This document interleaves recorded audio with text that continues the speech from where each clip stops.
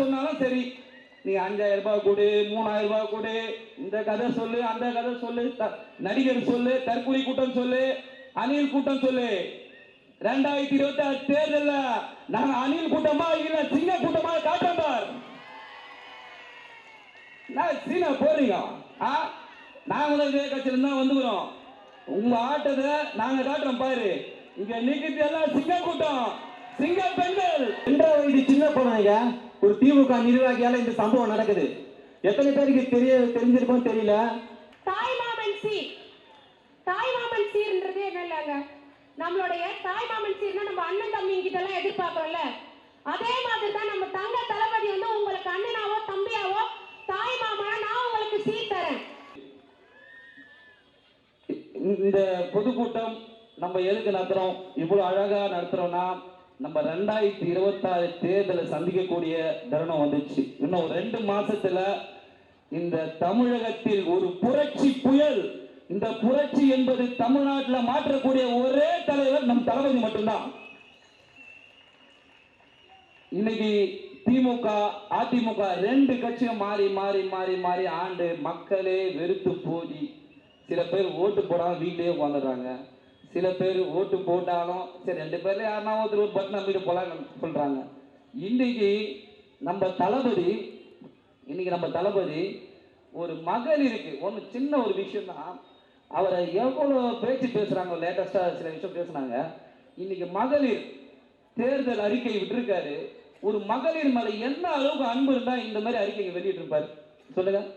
அதாவது ஒரு தாய் மாமனா ஒரு குழந்தைகளுக்கு மோதிரம் வழங்குறான்றாரு, ஒரு அண்ணனா இருந்து ஒரு சவரம் நகை தங்க நகை வழங்குற, பட்டுப்புடவை வழங்குறன்னு சொல்றாரு. ஒரு குழந்தைகளுக்கும் பெண்களுக்கும் ஒரு பெரியவர்களுக்கும் ஒரு பாதுகாவலரா தனி இலாக்கா, அதாவது தனித்துறை அவரோட நேரடி கண்காணிப்பில் இருக்கணும்னு சொல்லியிருக்காரு. அப்ப எந்த அளவுக்கு அவர் ஒரு மகளின் மேல எவ்வளவு அன்பு கொண்டிருக்காரு நம்ம தளபதி. இதுலயே அவரு தெரியலையா, அவரோட அன்பும் பாசமும் மக்களுக்காக மட்டும்தான் இருக்குது. தெரியுதா? நீங்க என்ன சொன்னாலும் சரி, நீங்க 5000 ரூபாய் கொடு, 3000 ரூபாய் கொடு, இந்த கதை சொல்லு, அந்த கதை சொல்லு, நடிகர் சொல்லு, தற்கொலை கூட்டம் சொல்லு, அணில் கூட்டம் சொல்லு. 2026 தேர்தல் நாங்க அணில் கூட்டமா இல்ல சிங்க கூட்டமா காட்டுறோம் பார். நான் சீனா போறீங்க, நாங்களும் இதே கட்சியில தான் வந்துக்கிறோம். உங்க ஆட்டத்தை நாங்க காட்டுறோம் பாரு. இங்க நிக்கிட்டு எல்லாம் சிங்க கூட்டம், சிங்க பெண்கள். என்ன நாங்களும் சும்மா ஏதோ கம்முன்னு எங்க தளபதி அமைதியா இருங்க, ஒரு கட்டுப்பாடா போங்க சொல்ற வரைக்கும் தான் நீங்க இருப்பீங்க. அதுக்கப்புறம் தான் சீனே இல்லை. புரியுதுங்களா?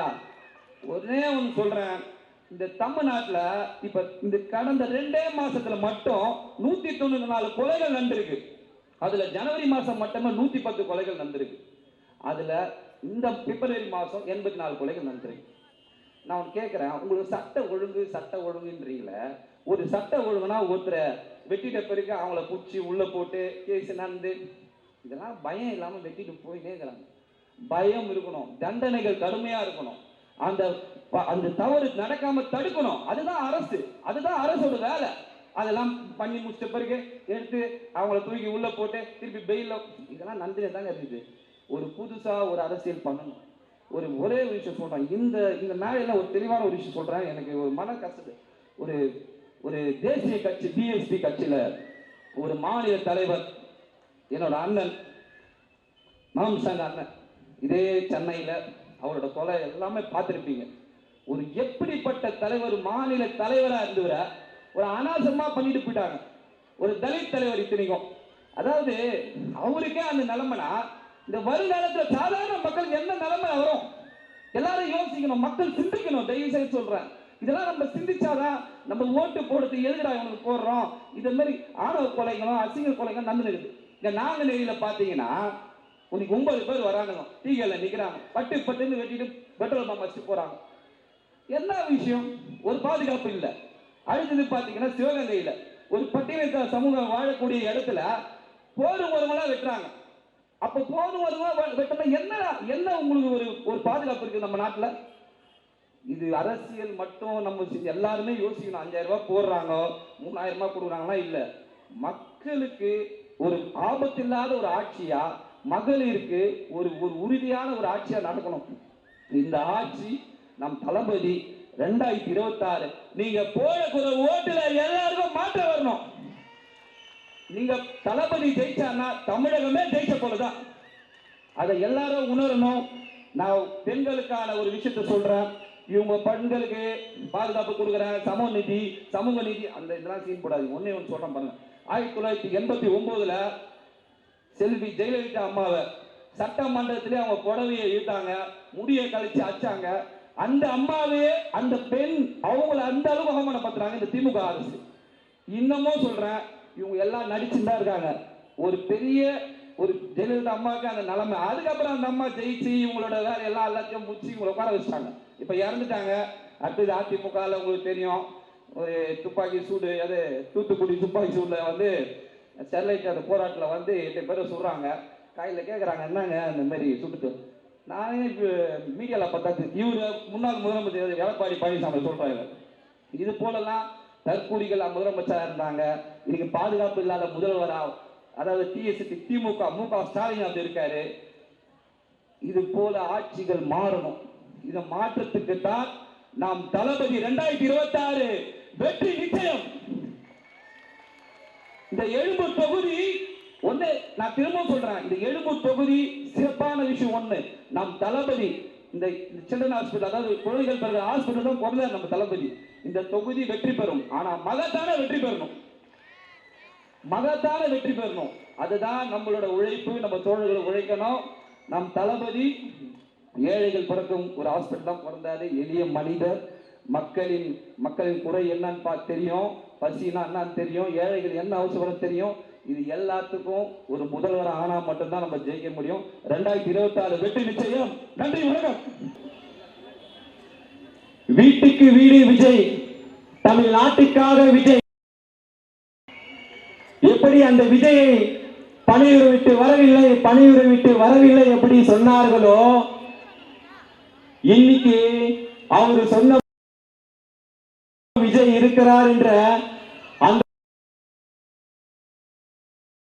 கொடுத்து எங்க வீட்டிலையும் விஜய் இருக்காரு அப்படின்ற சொல்ற நிரூபிக்கிறதுக்காக இங்கே வந்திருக்கும் கோடான கோடி தாய்மார்களையும் மற்றும் பெண்களையும் மற்றும் அனைத்து பொதுமக்களையும் எங்களின் கழகத்தின் சார்பாக வருக வருக என அன்போடு வரவேற்கின்றோம். நமது எழும்பூர் சட்டமன்ற தொகுதியில் நடைபெற்றுக் கொண்டிருக்கும் இந்த கொள்கை விளக்கு பொதுக்கூட்டத்திற்கு தமிழ்நாட்டில் இன்னும் ஒரு 1.5 மாசத்துல, ஒரு 2 மாசத்துல தேர்தல் வரப்போகுது. நம்ம எழும்பூர் தொகுதியில தாங்க இருக்கோம். ஆனா உங்களுக்கே தெரியும், எழும்பூர் தொகுதியில 2021 தேர்தல்ல சட்டமன்ற தொகுதியில வேட்பாளரை நீங்க தேர்ந்தெடுத்து கடந்த 4.5 வருஷமா எந்த ஒரு வேலையும், மக்களுக்கான எந்த ஒரு திட்டமும் வந்து செயல்படாம, அதாவது சட்டமன்ற தேர்தலா தேர்ந்து எடுத்த உடனே ஒரு அடிக்கல் நாட்டுறதும், இப்போ வந்து அந்த சட்டமன்ற தேர்தல் மீண்டும் வரப்போகுது.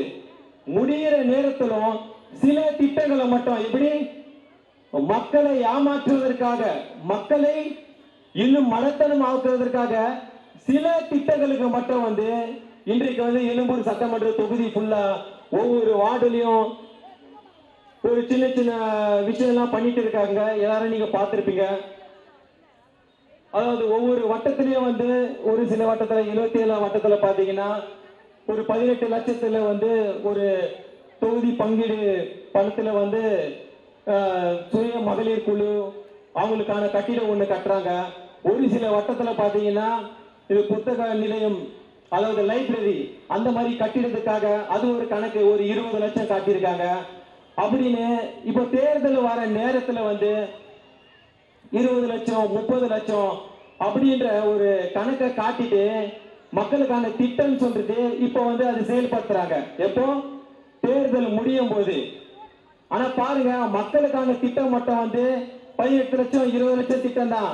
ஆனா அதே அவங்கள கொள்ளையடிக்கிறது பாத்தீங்கன்னா கோடிக்கணக்கில் கொள்ளையடிக்கிறாங்க. மக்கள் சில விஷயம் சொல்லிக்கிறேன். தமிழ்நாட்டில் சட்டம் ஒழுங்கு சீர்கேடு, பாலியல் வன்கொடுமைகள், பெண்களுக்கு எதிரான பிரச்சனைகள் எல்லாம் நடந்துட்டு இருக்கு. ஆனா அந்த பிரச்சனைகளை வந்து வேடிக்கை பார்த்து கொண்டிருக்கிறது இந்த தமிழ்நாடு அரசு. ஏன் சொல்லுங்க? அந்த பிரச்சனையில முக்காவாசி ஈடுபடுறதே வந்து அவங்களுடைய நிர்வாகிங்க தான். சில ஊடகத்துல நான் சொல்றேங்க, அதாவது மக்களுக்கான பிரச்சனைகள் எங்கேயுமே பேசுறது இல்லைங்க. ஏதோ ஒரு விஜய் இப்படி வராரு, இப்படி போறாரு, இப்படி பண்றாரு, இப்படின்ற விஷயம் தான் பண்றாங்கட்டி. உங்களுக்கு சொல்ற, கிருஷ்ணகிரி மாவட்டத்துல ஒரு 2.5 வயது ஒரு சின்ன குழந்தை பாலியல் வன்புறு பண்ணிட்டு அவங்க இறக்குறாங்க. எப்படி? 2.5 வயது சின்ன குழந்தைங்க, ஒரு திமுக நிர்வாகியால இந்த சம்பவம் நடக்குது. எத்தனை பேருக்கு தெரிஞ்சிருக்கும் தெரியல. நான் ஏன் சொல்றேன்னா, மக்களுக்கு இந்த அரசால, அதாவது இந்த அரசால மக்களுக்கு பாதுகாப்பா இல்லாத நிலைமை வந்து அதிகமா இருக்கிறது. எங்க போனாலும் பிரச்சனைங்க. பெண்கள் விஷயத்துல எங்க போனாலும் பிரச்சனை. பெண்களுக்கு வந்து மரியாதை கொடுக்கறது இல்ல. சில இடங்கள்ல வந்து எல்லாமே தவறா நடக்குதுங்க.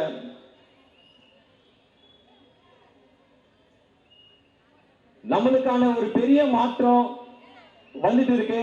அது நம்மளுடைய தளபதி அவர்கள் வந்து அவர் விதைத்திருக்காரு.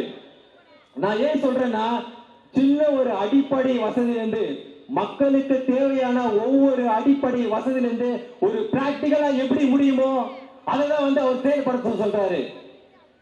ஏன் வந்து செய்யாதது நீங்க சொல்றீங்க? நம்மளால என்ன முடியுமோ அதை செஞ்சு நம்ம காட்டணும். இதுதான். ஏன்னா இப்ப இருக்கிறப்போ எத்தனையோ கட்சி கூட்டம் வந்து மேடையை போடுறாங்க, பேசுறாங்க, எல்லாமே பண்றாங்க, கூட்டத்தை கூட்டுறாங்க. ஆனா யாரும் அவர் எல்லாரும் வந்து மக்களை பத்தி பிரச்சனை எதுவுமே பேசுறது இல்லைங்க. மக்களுக்கான பிரச்சனை எதுவுமே பேசுறது இல்ல. நம்மளுடைய கழக தலைவர் ஒரே ஒருவர் மட்டும், நம்முடைய தமிழக வெற்றி கழகத்துல கழக தலைவர் விஜயண்ணா மட்டும்தான் மக்களுக்கான பிரச்சனையை பேசிட்டு இருக்காரு. நான் ஒரு சின்ன விஷயத்தை மட்டும் வச்சு சொல்லி வச்சுட்டேன். நம்ம இத்தனை நாள் விசில் அடிக்கிறதுக்கு நம்முடைய இந்த 2 விரலை வந்து நம்ம பயன்படுத்தி வந்திருக்கோம். ஆனா இதுக்கப்புறம் நம்ம விசிலுக்காக பயன்படுத்த போகிற ஒரே ஒரு விரல் மட்டும்தான். அந்த விரல் வந்து நாளைக்கு இந்த 2024 சட்டமன்ற தேர்தலில் உங்களுடைய எல்லாருடைய விரலை வந்து அந்த ஒரு விரல் வந்து விசில பயன்படுத்த வேண்டும். தமிழ்நாட்டில் ஒரு பெரிய மாற்றத்தை வரும். இந்த வாய்ப்பினை கொடுத்த கழகத்தோடு நன்றியை தெரிவித்துக் கொள்கிறேன். நன்றி, வணக்கம். நான் இன்னைக்கு பேச போது பெண்களோட பாதுகாப்பு பத்தி. இன்னைக்கு தமிழ்நாட்டுல பெண்களோட பாதுகாப்பு எப்படி இருக்குன்னு நினைக்கிறீங்க? குறைஞ்சபட்சம்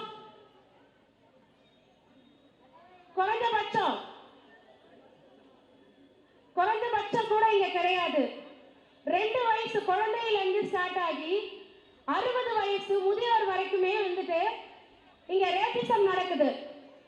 அதாவது பாலியல் பலாத்காரம். பெண்களுக்கு இங்க பாதுகாப்பு இருக்கு நீங்க நினைக்கிறீங்களா? நிச்சயமா கிடையாது. ஏன்னா இந்த 5 ஆண்டு கால ஆட்சி, 4 ஆண்டு கால ஆட்சி, தொடர்ந்து அப்பா மகன் ஆட்சி, இதெல்லாம் வந்துட்டு பெண்களுக்கு வந்து பாதுகாப்பு இருக்கான்னு கேட்டீங்கன்னா நிச்சயமா கிடையாது.